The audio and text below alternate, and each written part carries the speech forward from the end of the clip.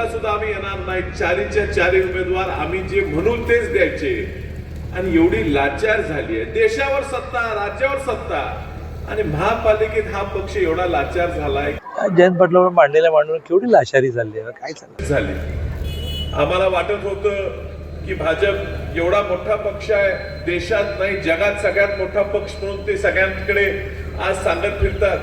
मग अशी लोक ते जवळ करणार नाही. आपल्याला वाटत होतं की काही चांगले चेहरे देतील, काही तरुण लोकांना संधी देतील, विकास करणाऱ्या लोकांना संधी देतील, गरीब व्यक्तीला संधी देतील, गुंडांना थारा देणार नाही, दंडुकशाही करणाऱ्या लोकांना थारा देणार नाही. मात्र झालं उलट.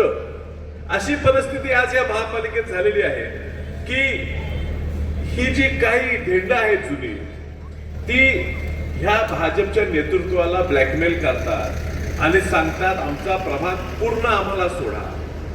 मुलाखतीला सुद्धा आम्ही येणार नाही, चारीच्या चारी उमेदवार आम्ही जे म्हणून तेच द्यायचे.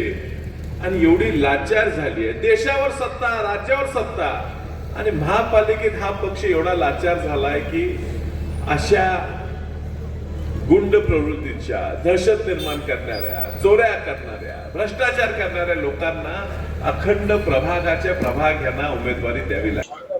तर विशाल पाटलांनी त्यांचं बघावं.